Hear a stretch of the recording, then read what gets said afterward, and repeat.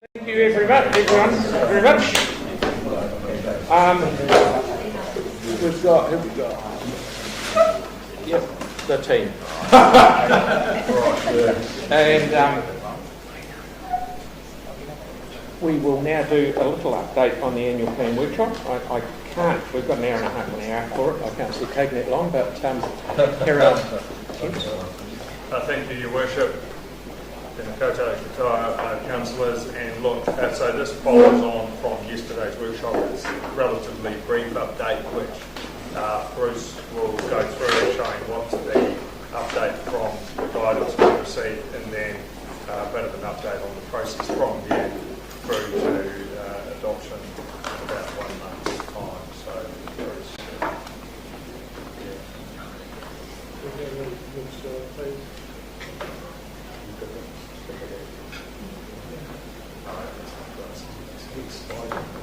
there we are, thank you. Okay, so you saw the slide yesterday. This is just a reminder. Draft annual plan 7.58. We reduced it slightly last Monday, and you gave us some direction last Thursday to get us down to yesterday's starting point of 7.77.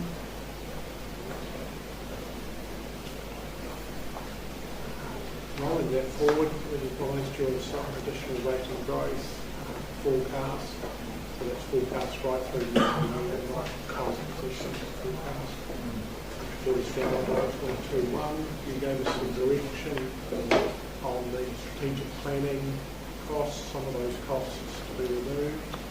And we talked about the 20 million of the surplus, of the forecast surplus being applied to debt reduction. That brought us down to 7.16, and there was some discussion around using 3 million of surplus as rate reduction, and numbers would be 6.77. So I guess we're looking for some clear direction on which of those two options you'd like us to prepare following from the 24th of June. Perhaps that's some clarity on that, please. That was, I'm really sorry, that was almost impossible. Sorry, I can't hear. The room didn't sound as well as being quite quiet. So it was. I want to know which of the two options to be preferred. Through you, Your Worship. So yesterday, we go that yes to that slide. That was where we arrived at yesterday before there was discussion on the application of what looks like value, and it is only at this point the forecast surplus. And if we then apply 3 million to rates reduction, we go from 7.16 down to 6.77. So we're now looking for some. But that's what it affects on 26, 27. It does, yes, so you can see. Correct. So when you said the two options, it's the option between the 7.16 and the 6.77. Yeah. Is that what you clear? Yeah, using the surplus. Sorry, yes. Yeah, that's It right. would normally go to reduce debt, because it's not reducing debt, it has an impact on the. I don't. I was just going to talk about that and saying I'm not keen at all to apply that rates reduction in this financial year. It bumps it up by 0.4 and 26. Same. But that means you've got to find more savings in 26 instead of this year, where it actually balances it out. And the leagues, it's just iconic kicking the can down the road. It's literally what I see right now. No, you start paying the year early. No, and then you get bumped with a 10% increase in 26. No, but 0.4 next year or 0.4 this year. Who wants to pay now? Well, we've already done substantial savings this year. That's why it's I done. thought you said kicking the can down the road. Okay, carry on everyone. You done, Tom? Yeah. Vic? Thank you. Just on the tail end then of what Tyler said, with respect to the 26-27, isn't it correct that we spent a couple of hours yesterday talking about the savings options that we're going to be looking at? And does it follow then that if we get some of those across the line, that 10.4 could be reducing significantly? Because we were told yesterday that the savings options would be investigated further in time for the next annual plan. Through you, Your Worship. That's, yes. Some of the savings options do have flow-on effects into subsequent years, which we haven't yet been able to do. Yeah. So even if a small number of those were adopted, we can be reasonably certain that that 10.48 will reduce.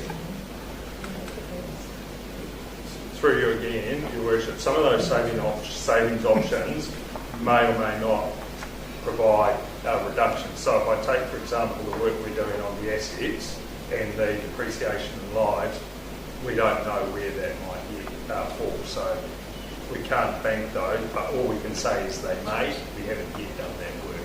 Well, my takeaway from yesterday was that there is some hope that there are further savings to be made. They are savings options which will have a knock-on effect of reducing the Oh, that depends on the election. Yeah. Thank you. Samuel? Yeah, thank you for this. I agree with the 6 points, and I actually thought that's where we got to yesterday. So it's good to see the two options, but the general, I suggested using 3 million of the 23 extra surplus, and I kind of took from the room it was kind of fine. Aaron's right in the sense of the rating for it, but like you say, we've got another annual plan to work through, and we're still paying down 20 million of debt from that surplus. I didn't get my way on, we would have used more of it this year to reduce it, but I thought, sorry, maybe I got it wrong, I thought the 3 million was a compromised position. Of the 23 surplus, we put 3 towards the rates reduction and 20 towards debt. Yeah, that's what we discussed. Yeah. Tara? Sorry, I was just processing what's answered. No, that's okay. So what's the size of the capital program that this assumes? Remind me. Yeah, around about, well, we're still doing some work on that, but around about $550 odd million plus. Ex to Takata. Oh, ex to Takata, yeah, 570, 550, but we're still finalising that work. That's the order of it.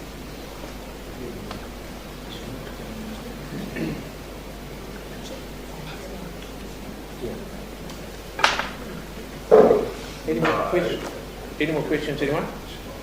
Okay. There was a question from Councillor Donovan, which was about the factoring in additional costs arising from events and so on. We're still working that through. Okay. Have you got any more to do with your presentation, or are you? Just like some clarity on which of those options are going well. Okay. So, what have we got in One Direction?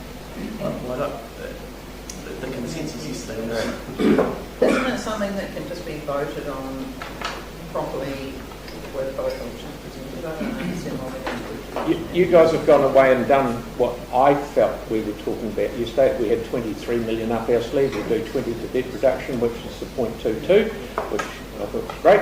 And the little bit that was left, we took off, like we said. So I think you've done exactly what we asked for yesterday. So and I guess people can bring amendments on the day, to change it if they want. That was what we did. Yeah, Tom? So to go off the bat in Victoria, that was what she raised, I'd feel a lot more happier and comfortable knowing that there's work being done to save for 26, 27, and maybe a scope or a percentile on what sort of ballpark savings there could be in line for the annual plan of 26, 27. Is it too complicated? I think it was a bit crystal ball going because we've got two things. We've got potential things coming forward for spending and potential savings. So it would be too difficult to get a ballpark figure. When interest rates come down, they may affect us floating, I don't know. Oh, sorry, I was just going to say, also, if you think about the capital program we've done, some of that has gone into that subsequent year, and we go back. The deferrals you're referring to? Yeah, and we haven't yet worked out what that effect is, but some of that capital work in itself may roll forward and so on. So, through you, Your Worship, to your question, there's probably a few too many moving parts for us to be able to give any real clarity on that 26, 27 figure. It is as it is at the present, but it will be subject to movement as we work through the process. Okay, then the last question is, in your experience, Peter, what's the kind of, how do I explain this? what's the kind of percentile that you've known in your experience to be able to cut down to? So, for example, we were at 10% in 24-25, we're at 10% in 22-23. You cut it down 4%. Is that a target that we're able to hit potentially? If we're at 10.4 right now, would there be potential to go down to 7% without cutting levels of service in 26-27? I'm just worried that this is going to be detrimental to the next annual plan. I can't, like, as the guy said, I can't give you a number, but what I would say is it's got to come from somewhere. Levels of service, or the capital program, or external funding from CCHL. Where that comes from is at the will of council, not really the will of staff. Cool. Cal? Peter, I wonder if you could refresh my memory what our starting point was at this time last year. What we thought this year. You mean at the start of the draft? 8.48 was the LTP. 8.48 was the LTP figure for this year. Yeah, but when we started the refunds, it was higher than that. Yeah, it's about 10. It always starts higher, significantly higher with all the ideas, and then comes down as they're filled out. So if you apply that same logic to that 10.48, is it the high starting point?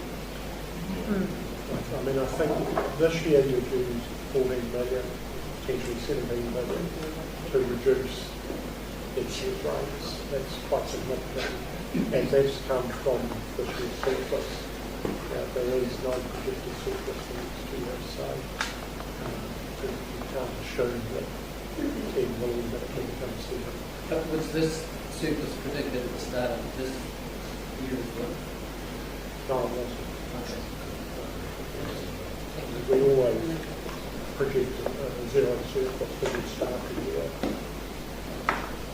Celeste, please. My preference is to go for the operating surplus towards the rate production for the following year. I think there's a risk because we're talking about cutting costs, but we haven't anticipated, there are costs that we can't anticipate, like swimming that we've had this year. So we have something like this happening again next year, big bump, and then we have to make a big decrease following year. We just keep pushing things out. So I prefer a kind of a smoother path instead of hoping for the best. But I think we need to kind of not always cut it to the bone each year and then kind of push it out to the bottom year. So we might do that. Okay, Stephen? Well, I just probably need to get some clarity from the team around the comments around the storm stuff. So my understanding from the advice we got yesterday, and this has changed overnight, was the 20 million was to give us capacity if we needed it in terms of a contingency for some of the stuff that's occurred. Has that changed overnight? No, that's correct. Aaron, then Mel. Yeah, so just for clarity, because people are talking about kicking the can down the road, but it's, you put on the 0.4 now, or you put it on next year, but it never comes off. It's just when you apply that, isn't it? That's right. Using the surplus for rate saving is a one-off. Right. Like we could put up rates 22% this year and have no rises for the next 3. But the ratepayers won't be overly happy. But that's essentially all that is. It's just the 0.4 is just moved, or am I missing something? Or 0.39, 0.4, but that's correct? Yeah. Mel, and then Sarah. With our building, are there any, if they go bad, what costs we're looking to bear? I mean, how big could that be? That could be something we need to factor in. The early indications, but we haven't got details from the engineer, was that he had not anticipated it to be significant, even if work was required. Sarah. My feedback, what it's worth, is that I agree with Sam. It's a pragmatic compromise, and it's what we kind of looked at yesterday. Most of it goes to debt, which we haven't done for the last few years. Just small amounts to reduce rates. acknowledging that there'll be a few amendments and things that pop up when we actually sign off the action plan itself for free water stations, those kind of things. And yeah, I think it makes sense. Victoria. Can you remind me, please, what our current debt headroom is? Yes, through you broadly. So we have in the financial strategy self-imposed limit of about $600 million, but in actual fact, currently we have, it's over $1 billion at the moment. So the debt headroom is and that has been part of the strategy, has been to ensure that plenty of headroom. You've got the LGFA limit is 2.8 times operating revenue. We'd be a bit under 2. Yeah, a bit under 2. So we're well and truly inside. So as a finance professional and our CFO, where's the level of comfort with where we're sitting and what that looks like? I think our advice, well, we don't give opinions, we give advice. Well, I'm asking where you live. I think it's quite important. It's an acceptable position for the council to say that's what they wish for us to bake in and for us to adopt. That is acceptable. What's our debt servicing every year? What's the cost of that debt servicing? Well, it runs at about at the moment, it's just a shade under 5%. Which is 100 and something million? Yeah, about, must be, well, I'd have to go back, but because there's a gross amount and then there's the net amount in terms of, because some of it is back to back with CCHL. So it's in the ballpark of 150 something like that would be a reasonable position. Now, one of the things that was interesting the other day, and we're talking about rates and stuff like that, I talked to the head of CCHL and he was saying to me that if they can get on top of that $440 million that we asked them to give us, which they did, we're allowed to, if he can attack that and get that down, because they've only been paying interest only on it ever since they got it, if that vanishes, he can give us $30 million a year more in dividend, because that's what it's costing them to service that bit of chunk. So we've got to give them all the help we can do to get them to.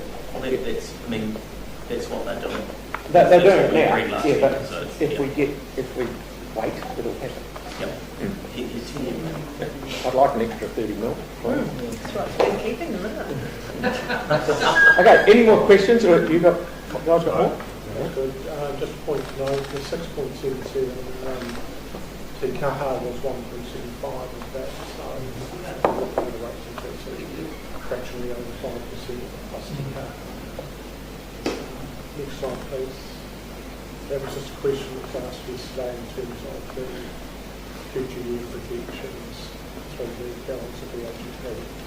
So that was Councillor Hanson, wasn't it, last for a 10-year? So it's going down. Well, it always goes down, doesn't it? In reality, it does. And then we fire something else in there. Yeah.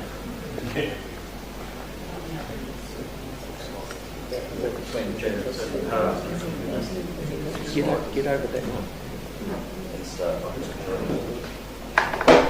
See, we're still suffering from things after the earthquake and the Three Waters thing. We've spent a lot of money, which is, I wouldn't say spare money, it's cost us the 140 odd million that we've had to put towards Parakiori, which that's finished, that doesn't happen again. We've spent millions on lowering a whole lot of the drinking water wells and putting all those blue caps on it. That's finished, so we've got over that lump. We're just quietly getting over the lumps that we've got, and we'll get back to business as usual if we can get some of our debt down, and that's the next thing we'll be going to attack.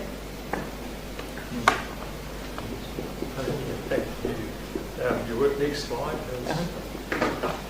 Okay, the wrap up. Look, thank you for that. We'll go away and build the report for adoption based on the 677, which is, as the guy said, broadly 5% plus Te Kaha. We do have to get through audit and risk between now and the adoption period. So the documents we built, we'll do lots of sign-offs to certify the accuracy of the documents. And please, if you have any questions, Q&As about the annual plan, if you could get them in hopefully today, that gives us a chance to give you good advice back for the adoption meeting. And a reminder that amendments on the day will need a seconder and all the usual process around that. So thanks very much for your respect and cooperation and advice through the whole process. Thank you. Thank you very much. And also tomorrow, you've got more? Oh, I just wondered if you did. Very small note on Councillor Johansson's question from yesterday about community boards. We've gone back and run through an analysis of all the board materials and submissions. We couldn't find anything in there that wasn't basically a minor operational change. There's decommissioning of an artwork, but these are all relatively operational things that are just dealt with in the course of business. We couldn't find anything in there that is missing from the annual plan per se. So that's just closing the loop on that question. There were a couple of things out that the boards had asked for out in the LTP as well. Yep. Tom? I'm not looking to change the world, but I wanted to ask the question on materiality.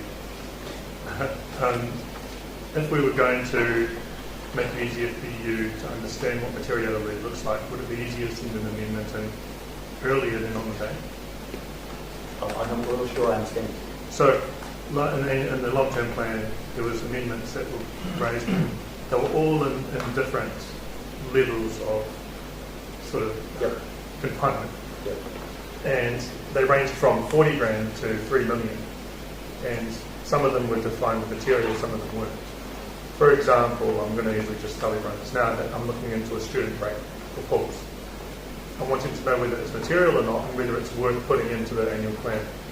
Okay. Now, I'd suggest put it in as a question, and because they're kind of case specific. I mean, I know it sounds bureaucratic, but it's very hard to generalise around concepts. It's much easier if we see a proposal and a number to figure out what that means.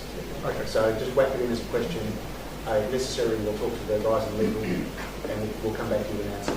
okay. And also, our head of Vickers Sport will be able to give you some advice about that, because there's been some modelling about different rates as well. Yeah. So presented them before. I mean, there's a question of whether it should have been consulted on as well, Yeah. so that all goes different. We would add that to the advice. If we think it needs that, we would add that to the advice. There was a great answer that come back actually. Yep. Sarah? Yeah, I just want to add though that just so Tyler's aware, we're not going to run into the same big issue that we ran into in the long-term plan, because we don't have the auditors here telling us what we can and can't even look at. So it's just our regular, do you have enough advice to make a decision on it, rather than, That's correct. We do run into some sort of formula-driven materiality equations from auditors. Yeah, we don't have that this time. Which were probably part of this picture. So we'll have the legislation, what the legislation says we can do. I wonder if we should bring the auditors back. There's a squeak at the end of the room.